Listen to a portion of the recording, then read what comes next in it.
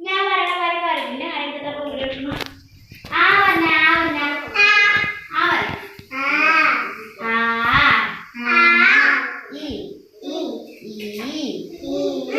ഞാൻ എന്നിട്ട് പറഞ്ഞ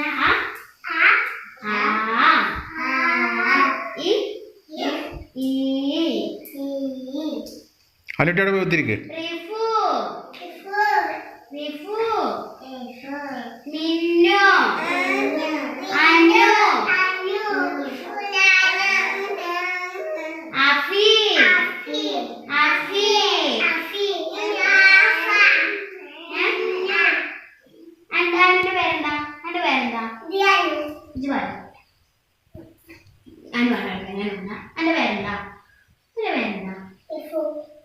മീനു